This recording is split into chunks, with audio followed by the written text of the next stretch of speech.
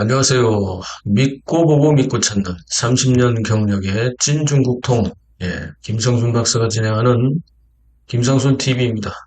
최근 시진핑의 권력 이상설에 대한 루머가 계속해서 확산되고 있습니다. 여러분들도 이미 많이 들으셨죠? 그래서 팩트체크 차원에서 시진핑 권력 투쟁 분석 시리즈를 진행하고 있는데요. 이번 방송은 10번째 시간입니다. 중앙에서 밀려나는 시진핑이 최근에 발생한 이상 징후들을 보이고 있고요. 중공의 당 중앙 의사결정 협의기구가 새로 설립됐습니다. 이것에 대한 분석을 할 건데요. 제목은 최근 드러나는 시진핑 권력 누수, 결정적인 5가지 정황 증거는 이렇게 잡았습니다. 자, 어떤 내용일까요? 지난 6월 30일, 오늘이 7월 3일이니까 3일 전에 중공의 중앙위원회, 중앙정치국이라고 있습니다. 여기에서 회의를 소집했고요.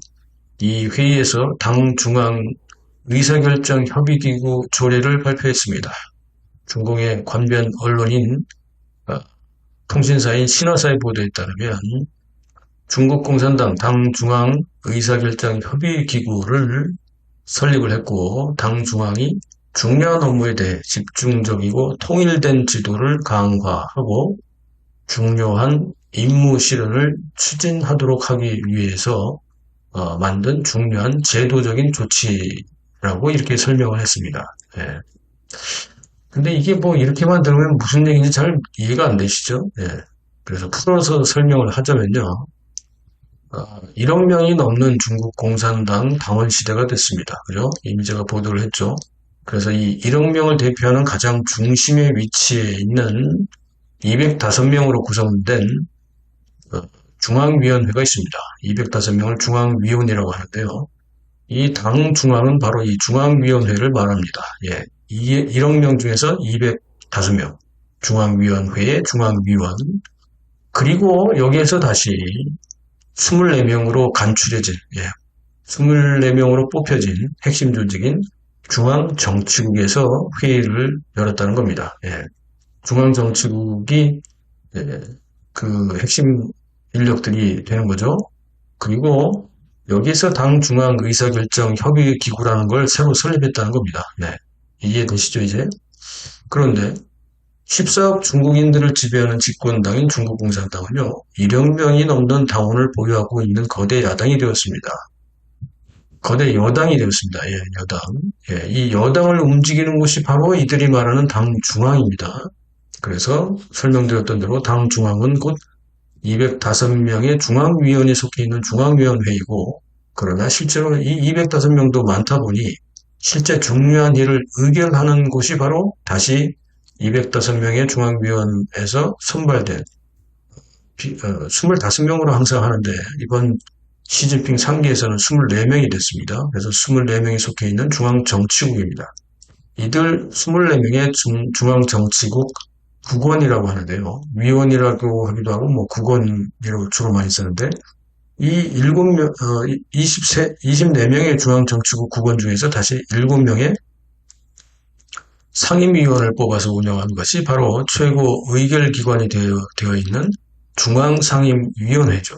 그런데, 당 중앙의사결정협의기구를 24명의 중앙정치국에서 결정을 하고 조례까지 만들어 선포했다?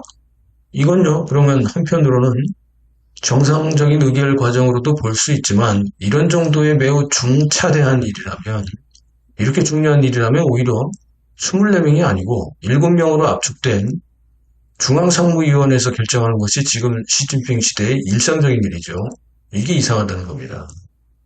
그렇죠? 듣고 보니 이상하죠? 중공이 통제하는 중국의 관변 언론들의 반응은 볼 것도 없이 그냥 당이 불러주는 대로 보도하는 것이고요. 별다른 평론이나 비평 및 분석을 내놓지 못하기 때문에 금지죠, 금지. 이럴 때는 외신의 반응을 봐야 하는데요. 외신들은 이구동성으로 바로 이건 제가 금방 설명드렸던 대로 이런 이유 때문에 이건 시진핑의 대권에 금이 가고 있다. 다시 한번 시진핑의 실권이 검증되고 있는 정황 증거다, 이런 평가들이 나오고 있습니다. 그런데 한국의 보도는 또 달라요. 참 기가 막힙니다. 한국은 이렇게 보도됐습니다. 실각설이 파다한데 시진핑 연일 공식 회의를 주재하며 건재를 과시하고 있다. 이렇게 통신사 중에 하나인 UCC 기사가 나왔고요. 이 기사를 다른 언론들도 받아쓰고 있습니다. 한국의 보도에서는 7월 1일 시진핑 중국 국가주석의 발언을 중앙재경위원회 6차 회의에 참석한 군부의 실세이자 2인자인 짱요샤 중공중앙군사위 부주석을 포함해서 고위층들이 시진핑의 발언을 받아 적고 있다며 시진핑의 권력이 건재하다고 보도했습니다. 예. 시진핑이 말하는 내용은 언제나 비슷합니다. 이번에도 중국식 현대화를 추진하기 위해서는 해양경제의 고품질 발전이 필요하다.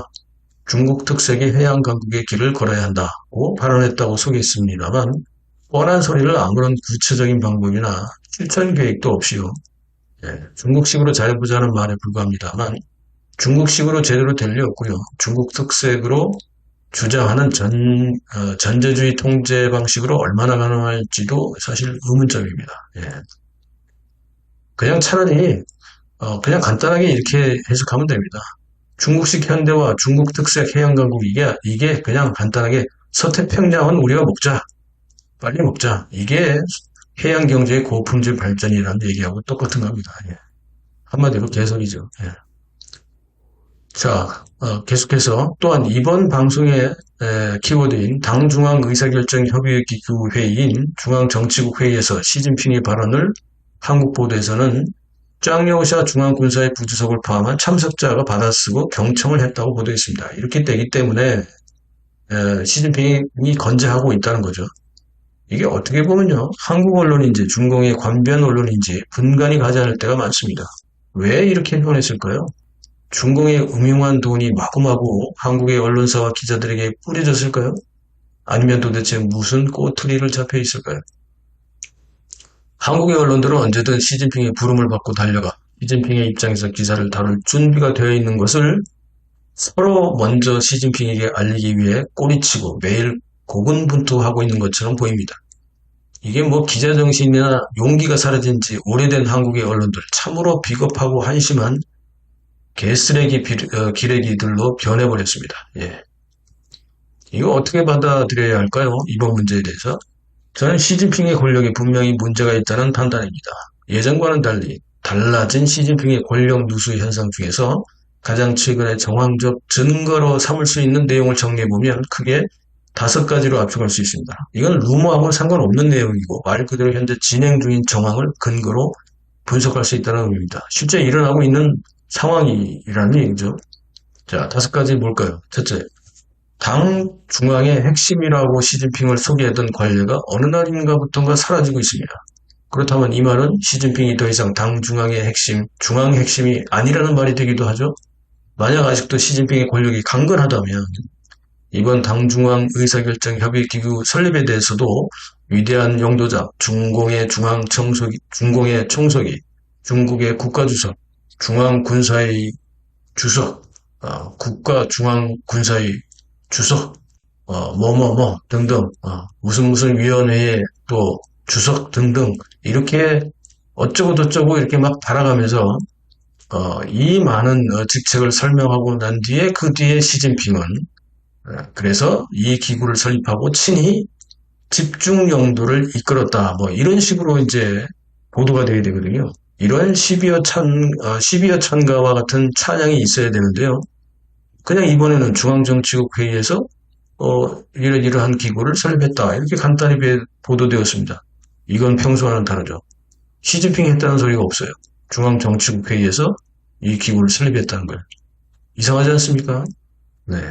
둘째, 당 중앙의 24명의 중앙정치국 회의에서 당중앙 의사결정협의기구라는 조직을 만들었다는 것은 앞에서 설명드렸던 대로 이제 시진핑과 최측근으로 구성된 7명의 최고위직인 상무위원회에도 권력의 주변부로 밀려났다는 것을 의미합니다. 아니 이렇게 중요한 거를 새로 설립된 당중앙 기구에서 중요한 일들을 협의하고 결정한다는데 이게 오히려 7명의 상무위원회에서 할 일이지 이게 24명의 중앙정치국까지 내려갈 일입니까? 시진핑과 측근들은 점점 배제되고 있다는 걸 의미하죠. 셋째, 시진핑이 막강했던 군부 친위대들이 최근 1년여간의 공부 2인자인 짱요샤 중앙군사의 부주석과 그를 따르는 공부 그룹들에 의해서 실제로 숙청되고 있다는 것입니다. 이거 실화죠. 대표적으로 보면 мя오화 중앙군사위 위원 5명의 4명의 중앙군사위 위원이 있죠. 예. 여기에 하나인 мя오화가 숙청됐고요. 허웨이동 중앙군사위 부주석은 실종된 지 벌써 오래됐습니다. 이미 3개월이 넘어가고 있어요. 해군 참모장 이한준도 면직이 됐습니다. 그리고 쉬치량 전 중앙군사의 부주석도 의문사로 발견이 됐습니다. 시진핑 군부 측근들이 짱요샤 그룹에 의해서 계속해서 지금 현재 숙청을 당하고 있습니다. 이 실화잖아요. 넷째, 최근 인민해방군 군부 내에서요. 시진핑과 관련해서 시진핑 1인 체제를 강조하고 의미해왔던 중앙군사위 주석제라는 용어도 사라졌습니다. 뭔 일만 있으면 무슨 회의만 하면 이런 얘기를 했거든요. 중앙군사의 주석제를 시진핑이 이끌고 있는 인민해방군은 이렇게 나가는데 이게 사라졌어요. 외부에서 보면 별거 아닌 듯한 내용이 사실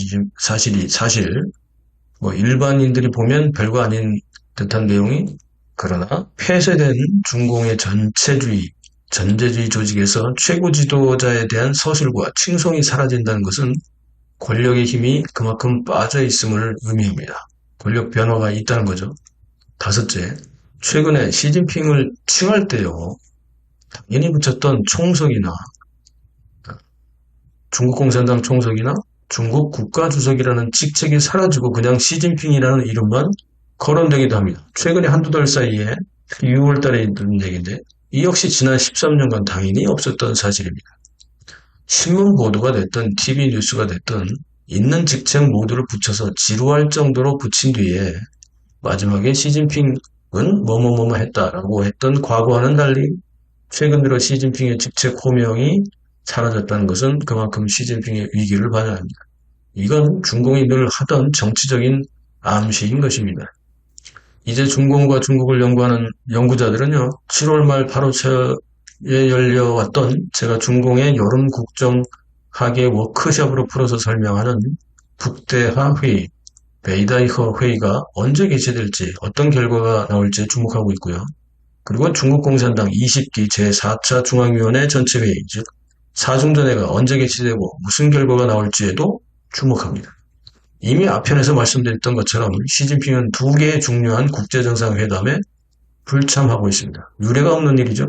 7월 6일부터 7일까지 브라질에서 이번에는 열리는 시진핑이 가장 공들이고 있는 브릭스 정상회담 불참.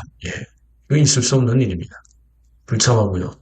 9월 셋째 주에 올해는 뉴욕에서 열리는 유엔 총회.